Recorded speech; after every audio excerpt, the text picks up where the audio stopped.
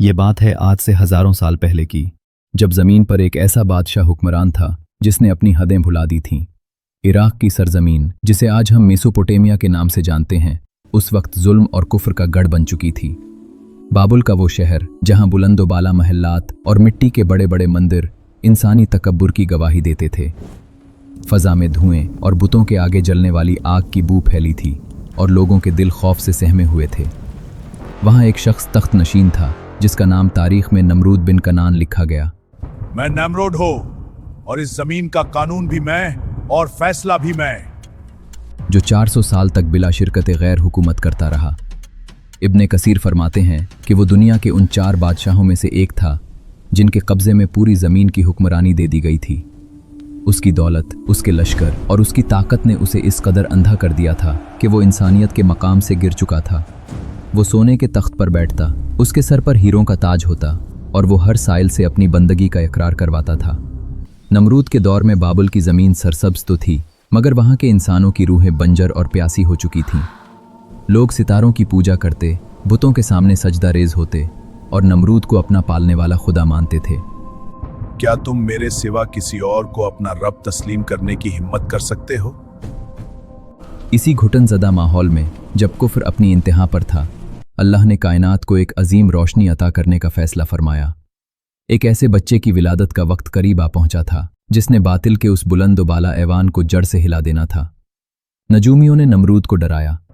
एक बच्चा पैदा होगा जो तेरे ताज और तख्त को खाक में मिला देगा। नमरूद के दिल में खौफ की एक लहर दौड़ गई और उसने हुक्म दिया, इस साल पैदा होने वाले हर बच्चे को ढूंढ निकालो और किसी को जिंदा न छोड़ो। जुल्म की बस्ती में माओं की चीखें गूंजने लगी, मगर अल्लाह की तदबीर के सामने इंसानी चालें हमेशा मात खा जाती हैं। हज़रत इब्राहीम अलैहिस्सलाम की वालदा ने अल्लाह पर भरोसा किया और बाबुल के करीब एक पोशीदा गार में पनाह लेने का फैसला किया। इसी खामोश और तारीक गार में कायनात के उस अजीम पैगंबर की विलादत हुई जिसने दुनिया को तौहीद का रास्ता दिखाना था। अल्लाह ने आप अलैहिस्सलाम की हिफाजत फरमाई और गार की उन दीवारों के पीछे आपका बचपन मोजज़ाती तौर पर गुजरने लगा। रिवायत है कि अल्लाह ने आपकी उंगलियों से दूध और शहद जारी फरमा दिया था ताकि आपकी परवरिश में कोई कमी ना आए। जब आप पहली बार गार से बाहर तशरीफ़ लाए तो आपकी नज़रों ने कायनात के खालिक को तलाश करना शुरू कर दिया। आपने चमकते हुए सितारों को देखा, रोशन चांद को देखा और तपते हुए सूरज को देखकर उनके ढल जाने पर गौर किया। आप अलैहिस्सलाम ने अपने रब के हुजूर अर्ज़ किया कि मैं गुरूब हो जाने वालों से मोहब्बत नहीं रखता। मेरा रब तो वो है जो कभी नहीं ढलता। अल्लाह ने आपको नबूवत के अजीम मनसब पर फाइज किया और आपको अपनी कौम और उस सरकश बादशाह की तरफ दावत हक देने का हुक्म दिया। आप सबसे पहले अपने वालिद आज़र के पास गए जो बुत तराश था और नमरूद के दरबार में ख़ास मकाम रखता था। आपने निहायत नरमी और मोहब्बत से उसे समझाया, अब्बा जान, इन बेजान पत्थरों की इबादत छोड़ दें और सिर्फ वहदा ला शरीक की बंदगी करें।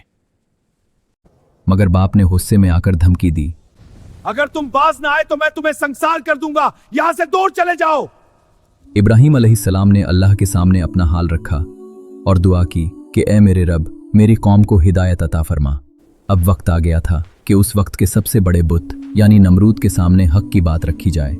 नमरूद के दरबार का मंजर बड़ा हौलनाक था, जहां पहरेदारों की कतारें लगी थीं और हर तरफ सोने की चमक दमक थी। जब इब्राहीम अलैहिस्सलाम दरबार में दाखिल हुए तो आपने किसी इंसान के सामने सर झुकाने से साफ इनकार कर दिया। नमरूद ने हैरत और गुस्से से पूछा, अरे नौजवान, तूने मेरे सामने सजदा क्यों नहीं किया? क्या तू नहीं जानता कि मैं कौन हूं? आप अलैहिस्सलाम ने बड़े सुकून से जवाब दिया, मेरा सजदा सिर्फ उसके लिए है जिसने मुझे और तुझे पैदा किया है। नमरूद ने कहकहा लगाया और तकब्बुर से कहा, इस जमीन पर जिंदगी और मौत मेरे हाथ में है। देखो, मैंने एक मुजरिम को रिहा कर दिया और एक बेगुनाह को कत्ल। क्या मैं जिंदगी और मौत का मालिक नहीं? इब्राहीम अलैहिस्सलाम ने उसकी उस नादानी पर एक ऐसी दलील पेश की जिसने पूरे दरबार में सन्नाटा तारी कर दिया। आपने फरमाया कि मेरा रब वो है जो सूरज को मशरिक से निकालता है। अगर तू वाकई खुदा है तो उसे मगरिब से निकाल कर दिखा दे। इस एक जुमले ने नमरूद के होश उड़ा दिए। वो लाजवाब हो गया और उसके चेहरे पर जिल्लत के आसार नुमाया होने लगे। मगर तकब्बुर इंसान को सच्चाई कबूल करने से रोक देता है। नमरूद ने अपनी शिकस्त तस्लीम करने के बजाय जुल्म का रास्ता चुना। उसने हुक्म दिया कि इब्राहीम को कैद कर दिया जाए और एक ऐसी इबरतनाक सज़ा तैयार की जाए जिसे देखकर रहती दुनिया कांप उठे। बाबुल की पूरी कौम को हुक्म दिया गया कि वो लकड़ियां इकट्ठी करें ताकि एक अजीमुशान आग दहकाई जा सके। महीनों तक लकड़ियां जमा की जाती रहीं, यहाँ तक कि वो ढेर एक पहाड़ की मानिंद नजर आने लगा। जब उस ढेर को आग लगाई गई तो उसके शोले आसमान से बातें करने लगे और उसकी तपिश इतनी थी कि परिंदे भी करीब से नहीं गुजर सकते थे। नमरूद ने एक ऊंचे बुर्ज से उस मंजर को देखने का इंतजाम किया ताकि वो अपनी ताकत का जश्न मना सके। इब्राहीम अलैहिस्सलाम को एक मंजनीक में रखा गया ताकि आपको दूर से उस आग के समंदर में फेंका जा सके। इस कठिन घड़ी में भी आपके चेहरे पर कोई खौफ नहीं था, आपकी ज़बान पर सिर्फ अल्लाह का जिक्र और दिल में उसकी रज़ा थी। फरिश्तों ने तड़प कर अल्लाह से इजाज़त मांगी कि वो अपने खलील की मदद करें, मगर इब्राहीम अलैहिस्सलाम ने सिर्फ अल्लाह पर तवक्कुल किया। आपने रब से रहमत की इल्तिजा की और फरमाया कि मेरे लिए मेरा अल्लाह ही काफ़ी है और वही बेहतरीन कारसाज है। जब आपको आग में फेंका गया तो कायनात के मालिक ने आग को मुखातिब करके एक ऐसा हुक्म दिया जो अक्ल इंसानी से बालातर था। अल्लाह ने फरमाया, ए आग ठंडी हो जा और इब्राहीम के लिए सलामती वाली बन जा। आग ने सिर्फ उन रस्सियों को जलाया जिनसे आप बंधे हुए थे, आपके लिबास और जिस्म को आँच तक ना आई। नमरूद ऊपर से ये देखकर दंग रह गया। उसकी आंखें अपनी शिकस्त का ये मंजर यकीन नहीं कर पा रही थीं। वो देख रहा था कि आग की लपेटें इब्राहीम अलैहिस्सलाम को छुए बगैर दूर हट रही हैं, जैसे वो उनकी खादमा हों। जब आग बुझ गई और आप अलैहिस्सलाम बाहर तशरीफ़ लाए तो हक़ की चमक ने कुफ्र के ऐवानों में लर्ज़ा तारी कर दिया। मगर नमरूद का दिल पत्थर से भी ज़्यादा सख्त हो चुका था। उसने उस खुले मौजज़े को जादू करार देकर रद्द कर दिया। अब अल्लाह की मोहलत ख़त्म होने को थी और उस सरकश बादशाह के लिए ज़वाल का एक अनोखा बाब शुरू होने वाला था। जब नमरूद ने हक़ के इतने बड़े मौजज़े को झुटला दिया तो गोया उसने अपनी तबाही के परवाने पर खुद दस्तखत कर दिए। इब्राहीम अलैहिस्सलाम ने बाबुल की ज़मीन को छोड़ने का फ़ैसला किया और अपने चंद साथियों के हमरा हिजरत की राह इख्तियार की। आपने फ़लस्तीन और मिस्र की जानिब सफ़र किया ताकि अल्लाह का पैगाम उन लोगों तक पहुँचाएँ जो सच्चाई के प्यासे थे। इधर बाबुल में नमरूद का गुरूर अपनी हदें पार कर चुका था। वो अब खुद को ज़मीन का वाहिद ताकतवर खुदा समझने लगा था। मुफस्सिरीन लिखते हैं कि नमरूद ने अल्लाह से लड़ने के लिए एक बुलंदो बाला मीनार तामीर करवाने का इरादा किया। इसका गुमान था कि वो बुलंदी पर जाकर आसमान के खुदा को माज़ अल्लाह निशाना बना सकेगा, जो उसकी अकल की पस्ती की दलील थी। अल्लाह ने नमरूद की आजमाइश के लिए उसकी तरफ एक फ़रिश्ता इंसानी रूप में भेजा ताकि उसे आखिरी बार खबरदार किया जाए। फ़रिश्ते ने उसे दावत दी तो ईमान ले आ और अपनी सरकशी छोड़ दे, अल्लाह तुझे माफ़ कर देगा और तेरी बादशाहत कायम रहेगी। नमरूद बोलता है, क्या जमीन पर मेरे सिवा भी कोई बादशाह है जिससे मैं डरूं? मैं किसी को नहीं मानता।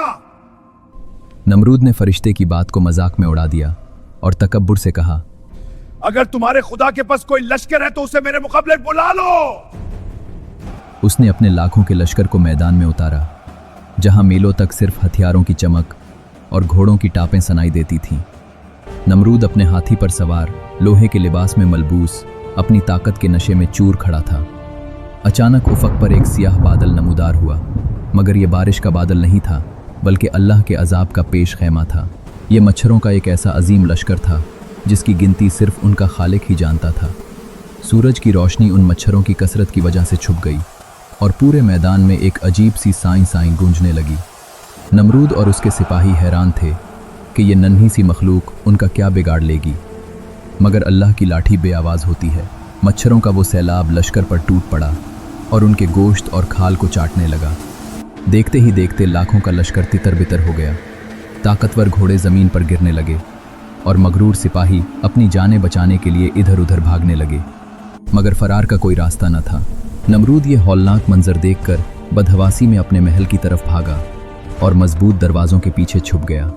वो समझता था कि पत्थर की ये दीवारें उसे इस अजाब से बचा लेंगी जो ज़मीन व आसमान के मालिक ने भेजा है, मगर अल्लाह का हुक्म आ चुका था और एक लंगड़ा मच्छर अल्लाह की तरफ से उस अजीम बादशाह की जिल्लत के लिए मामूर किया गया था। वो नन्हा सा मच्छर नमरूद की नाक के रास्ते उसके दिमाग तक जा पहुंचा और वहां जाकर काटने लगा।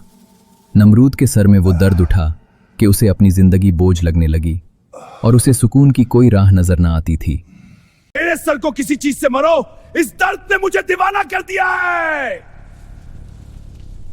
दुनिया का वो बादशाह जो सजदा तलब करता था अब लोगों से इल्तिजा कर रहा था कि उसके सर पर जूते मारे जाएं। जब उसके सर पर ज़र्ब लगाई जाती तो उसे चंद लम्हों के लिए सुकून मिलता और जैसे ही ज़र्ब रुकती दर्द दोबारा जानलेवा हो जाता।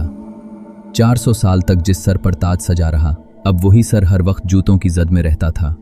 मेरे सर पर जूते मार दो, शायद इस दर्द से मुझे कुछ लम्हों का आराम मिल जाए। अल्लाह ने उसे इतनी लंबी उम्र इसलिए दी थी ताकि वो तौबा कर ले, मगर जब उसने हद पार की तो उसे उसी की रियाया के हाथों जलील करवाया। वो महल जो कभी ऐश व इशरत का मरकज था, अब वहां से सिर्फ नमरूद की चीखें और जूतों के लगने की आवाजें आती थीं। इब्ने कसीर के मुताबिक वो 400 साल तक इसी अजियतनाक हालत में रहा, जितने साल उसने खुदाई का दावा किया था। आखिरकार उसका गरूर खाक में मिल गया और वो जिल्लत की मौत मरा। ना उसका लश्कर काम आया और ना उसकी दौलत। नमरूद की हलाकत के बाद बाबुल की वो बस्ती वीरान हो गई और उसके महल्लात इबरत का निशान बन गए। दूसरी तरफ हज़रत इब्राहीम अलैहिस्सलाम की नस्ल में अल्लाह ने बरकत अता फरमाई और उनकी औलाद में अंबिया का सिलसिला जारी रहा। आप अलैहिस्सलाम की उम्र मुबारक के बारे में रिवायात मुख्तलिफ हैं, मगर आपने एक तवील और बाबरकत जिंदगी पाई। आपको अब्बुल अंबिया यानी नबियों का बाप कहा जाता है, क्योंकि कायनात के अजीम तरीन रसूल आप ही की नस्ल से आए। मक्का की बंजर वादी में आपने अपने लख्ते जिगर इस्माइल के साथ मिलकर अल्लाह का घर तामीर किया, जो आज भी तौहीद का मरकज है। नमरूद का नाम आज सिर्फ इबरत के लिए लिया जाता है, जबकि इब्राहीम अलैहिस्सलाम का नाम हर नमाज में दुरूद की सूरत में पढ़ा जाता है।